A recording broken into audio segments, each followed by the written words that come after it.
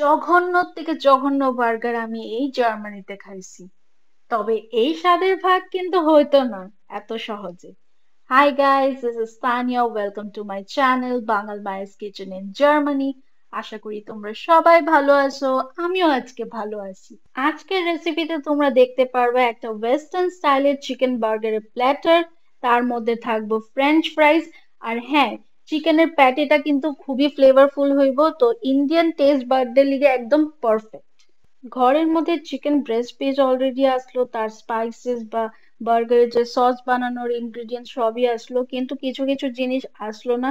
তাই ঝটপট রেডি হয়ে আমি একটা জার্মান সুপার মার্কেটে গেলাম। তো তোমরা দেখতেই পারতেছো আমি এক ধরনের লেটিউস পাতা কিনলাম এখানে। তো এটার নাম হলো গিয়ে আইসবার্গ লেটিউস। তো তোমরা এটা যে কোনো বার্গারে দিতে পারো, খুবই ভালো লাগে এই টাইপের লেটিউস পাতা যদি তুমি ইউজ করো বার্গারের মধ্যে। তার সাথে আমি বার্গারের বান নিয়ে আসছি। এখানে তো ডিফারেন্ট টাইপস অফ বার্গারের বান তুমি পাওয়া যাবে যে কোনো জার্মান সুপার মার্কেটে। তো আমি এখানে দু রকমের বার্গারের বান নিছি, তার লগে আমি নিছি ধনে পাতার একটা গাছই নিয়ে নিছি। বিকজ আমি না ধনে পাতা এমনি পাইতেছিলাম না অনেক দিন ধরে। তো আমি ভাবলাম যে ঠিক আছে গাছটা নিয়ে নিই, তো অ্যাটলিস্ট বাড়িতে আমি ফ্রেশলি চপ কোরিয়েন্ডার আমি পাওয়া যাবো। তো এই লিগে আমি গাছটাই কিনে নিয়ে আসি। প্রথমে আমি একটা পেস্ট বানিয়ে নিয়েছি ধনেপাতা পুদিনা পাতা, তারপরে রসুন আদা আর লঙ্কা দিয়ে একটা পেস্ট বানিয়ে নিয়েছি। ওই পেস্টটা বানানোর পর আমি সেম কন্টেনারে আমি চিকেনটাও পেস্ট করে নিয়েছি। প্রথমে দিলাম জিরা গুঁড়া, তারপরে দিলাম গার্লিক পাউডার, তারপরে আমি ব্ল্যাক পেপার দিয়েছি, তার মধ্যে লবণও দিয়েছি। তারপরে আমি কোরিয়েন্ডার পাউডার, প্যাপ্রিকা পাউডার দিয়েছি এখানে।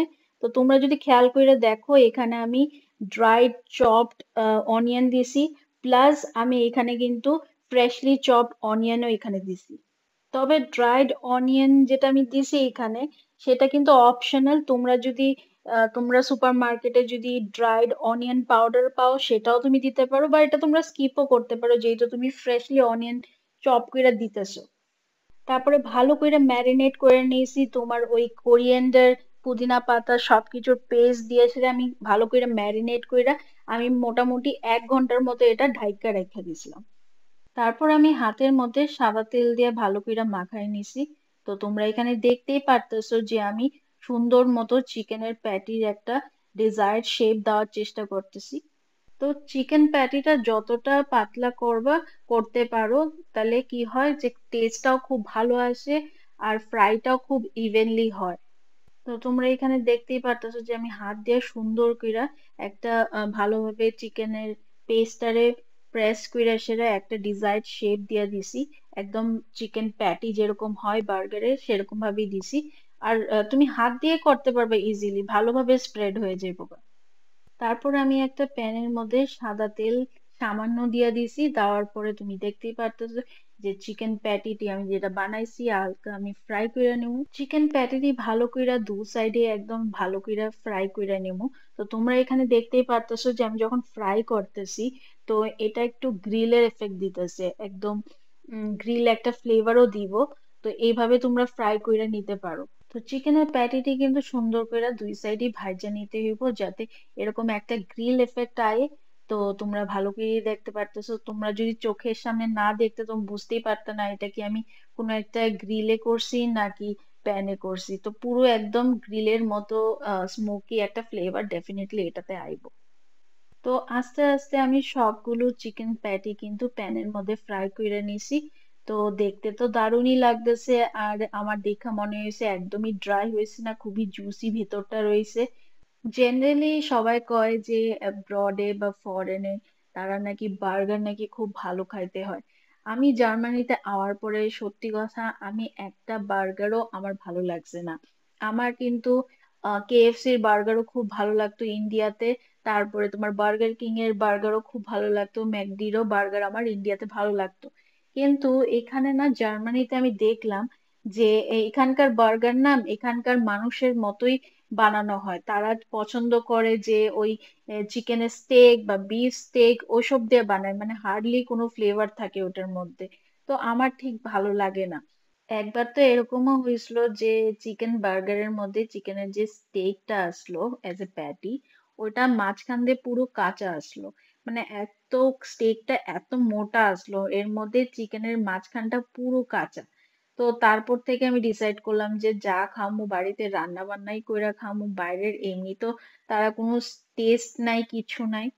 তো এর লিগে আমি ভাবলাম যে বাড়িতে আজকে একটু বানাই, একটু ফ্লেভারফুল চিকেন প্যাটি দিয়া সেটার বার্গার হইব। তো চিকেন প্যাটি গুলো রেডি হওয়ার পরে আমি কিন্তু ওই প্যানের মধ্যে হোয়াইট অনিয়ন্স একদম রাফলি লম্বা লম্বা চপ কইরা সেটা আমি একটু ফ্রাই কইরা নিলাম, কিন্তু ক্রাঞ্চি ভাবটা ডেফিনেটলি থাকবো। তোমরা কিন্তু একদম ওভার কুক করো না, এটা জাস্ট একটু সতে কইরা সেটা ওইটার কাঁচা ভাবটা জাস্ট দূর কইরা দিছি, ক্রাঞ্চি ভাবটা কিন্তু ডেফিনেটলি থাকবো।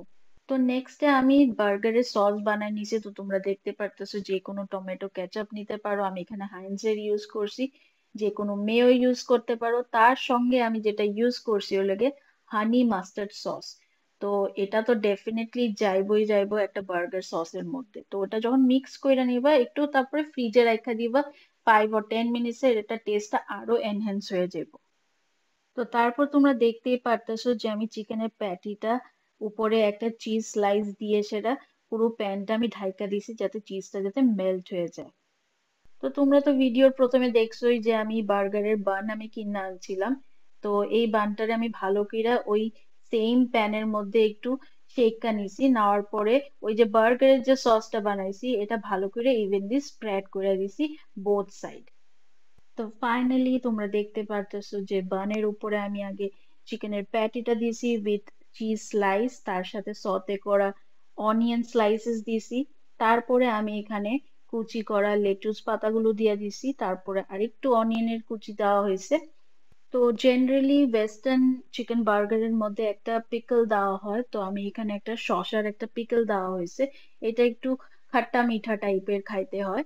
তো এর উপরে আমি বার্গারের যে টপ বানটা আছে ওইটা দিয়ে আমি বার্গারটা আমি ফাইনালি রেডি করলাম। তো তোমরা তো জানোই যে বার্গারের সাথে ফ্রেঞ্চ ফ্রাইজ যদি না থাকে ঠিক জমে না ব্যাপারটা।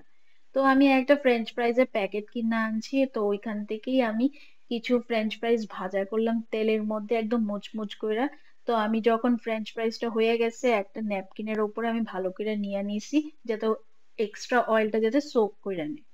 গরম গরম ফ্রেঞ্চ ফ্রাইজের ওপর হালকা একটু নুন স্প্রেড করে দিবা, তার লগে গার্লিক পাউডার আর প্যাপ্রিকার পাউডার দিয়ে সেটা ভালো করে এটা মিক্স করবা ফ্রেঞ্চ ফ্রাইজটা। ট্রাস্ট মি গাইস, তুমি যদি একবার এভাবে ট্রাই করে দেখো কোনোদিন তুমি ফ্রেঞ্চ ফ্রাইজ খাওয়া ছাড়তে না। তো it's a recommendation from my end, definitely it's a must try. Finally western স্টাইলের chicken burger with french fries ready হয়ে আইছে। গরম গরম খায় তো আমার দারুণ লাগছে। তার লগে জাস্ট তোমরা একটা কোল্ড ড্রিঙ্কস নিয়ে নিবা, তাতে আরো বেশি তৃপ্তি লাগবে তোমরা খায়া। আমার নিজেরই বিশ্বাস হইতেছে না যে এত সুন্দর একটা আউটকাম আইছে। তো তোমরা গাইজ ডেফিনেটলি ট্রাই কইরা আমারে কমেন্ট সেকশনে জানাইও। তো খায়া তোমরা ডেফিনেটলি তোমরা ভালো লাগবো। তো আজকে লেগে এইটুকু, তোমরা ভালো থেকো, চাও।